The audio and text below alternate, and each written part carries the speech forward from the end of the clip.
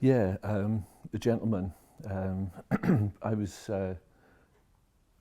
going in to see, and it was just to enable him to get up, have a shower, and get dressed and prepare food for himself to get him back on his feet. But he suffered awful with anxieties, and most days I could go there, and he'd be in bed, he'd be wrapped up in his quilt. I'm not getting up. I'm not getting up.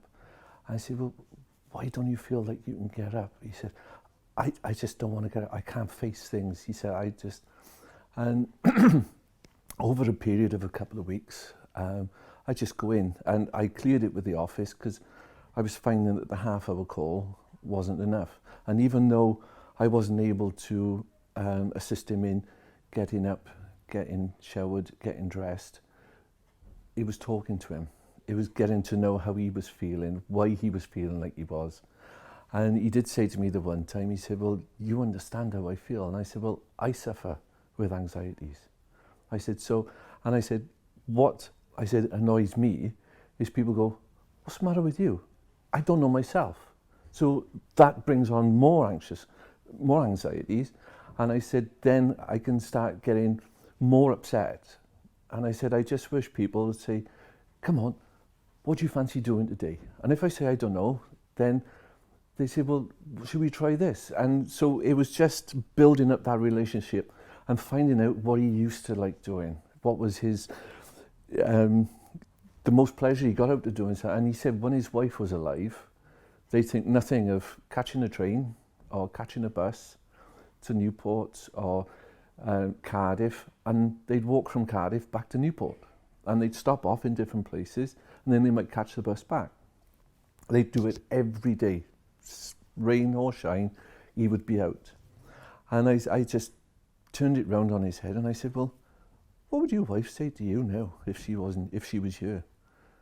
Oh, she'd tell me I was being I can't repeat what he said, but he said she'd tell me that, she'd give me a kick up the backside. And I said, well, imagine me as your wife, I'll give you a kick up the backside. And he said, well, how did you get over how you felt? I said, it was my nan. He said, what do you mean it was your nan? I said, she said to me, she said, every morning you get up, she said, have a shower or a bath and wash off everything that happened yesterday. So it's a fresh start. You've no worries, just go from there. And I said, don't worry what happened yesterday. Don't worry what's going to go on tomorrow.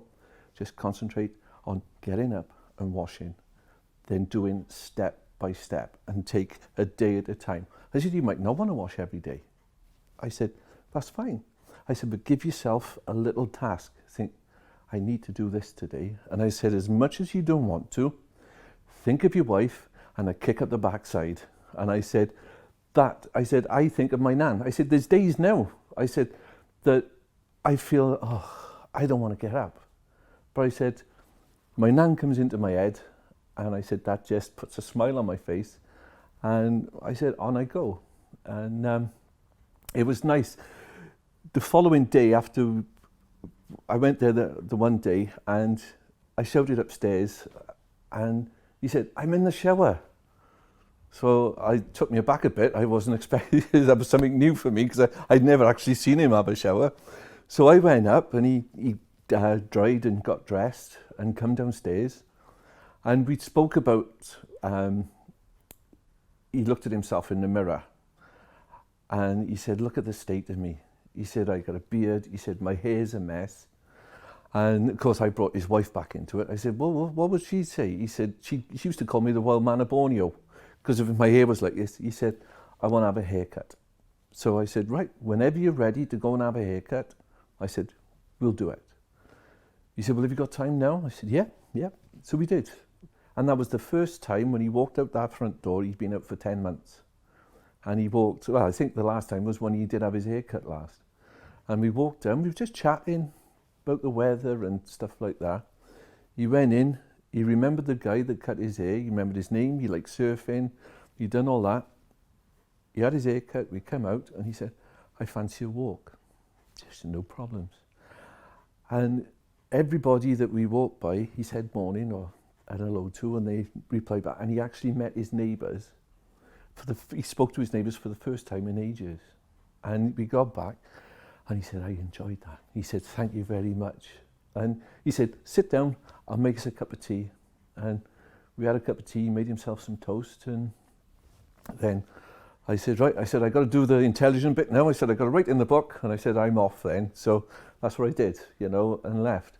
And yeah, after that, he'd have good days, and he'd have bad days.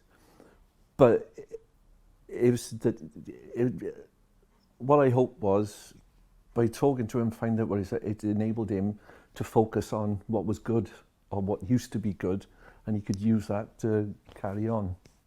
So yeah, that's the part of the job that I really enjoy, and a lot of people don't see, you know, and to be honest, you don't see it yourself. It's just day-to-day stuff. It wasn't until I spoke to my manager, and she said, yeah, this is what we need more of, is stories like that. And but yeah, I could talk forever about my job. Sorry, I love it. I really enjoy it.